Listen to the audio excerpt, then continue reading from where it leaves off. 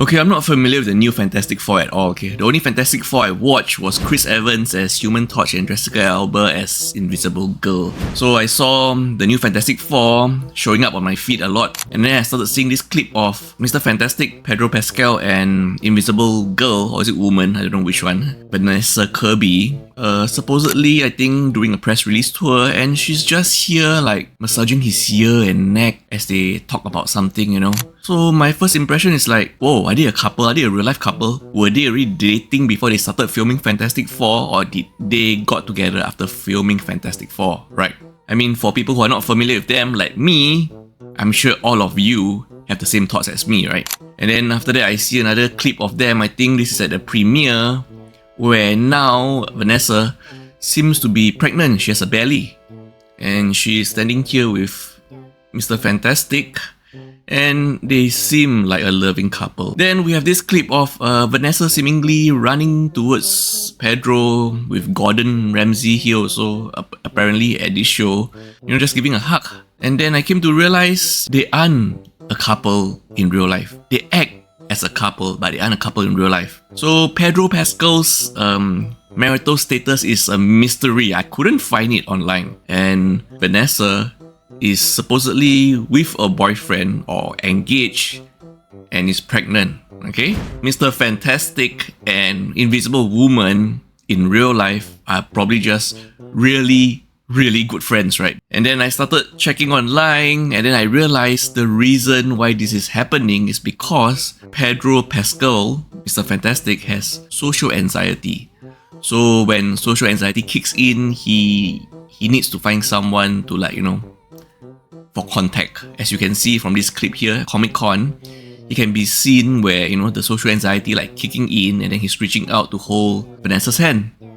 And then at Comic-Con, they also got into a kiss. I mean, I don't know, maybe they're still in character. And as I mentioned, during this press release, you can see how Vanessa is stroking his face, his ears, probably, you know, just to keep his social anxiety in check, so that the whole press release can be smooth, right? But I am still very confused. I mean, if anybody out there knows what's going on, let me know. Watch out for your instructor's foot the next time you go scuba diving in Sabah, Malaysia, okay? This just happened on July 22nd, 2025, when a 34-year-old foreign tourists, you know, went to go scuba diving. And on the boat trip, I do not know how he managed his oxygen tank. It accidentally toppled, fell, and landed on the instructor's foot.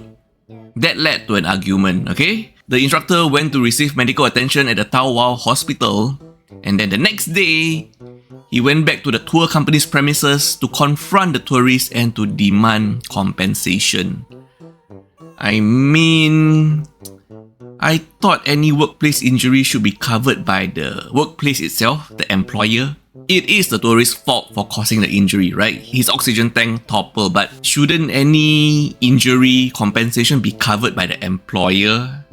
Shouldn't the employer have any insurance, you know, for the employee? Could this just be a freelance scuba diver instructor maybe? So maybe that's why he's asking for compensation here.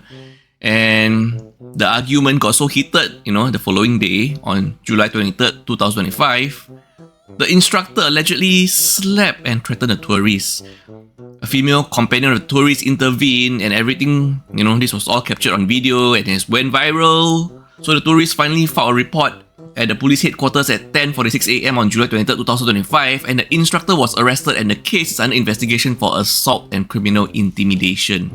So is everybody clear right now? If you want to go for a scuba diving lesson, always practice at home first, you know. Start with a single bottle of water and gently place it on the table. Make sure it doesn't topple. Progressively switch to bigger and bigger bottles, up to the 1.5 liter soda bottle. Place it on the table, on the floor. Make sure it doesn't topple, okay? Once your confidence have grown enough, you can go for a scuba diving lesson to make sure your oxygen tank doesn't topple over your instructor's foot. think twice before sending your phone in for repairs, okay? Because I think there's gonna be a new hidden fear unlocked for you after hearing this story. This is your last story of the day. Follow us for more, okay?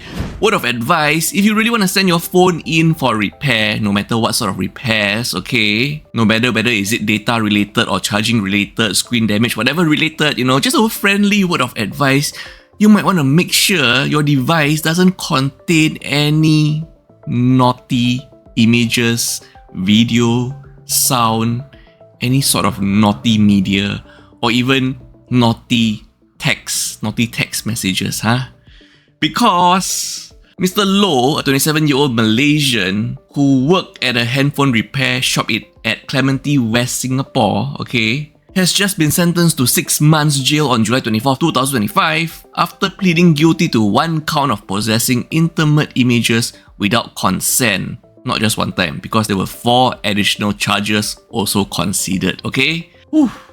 Right, you know what I mean?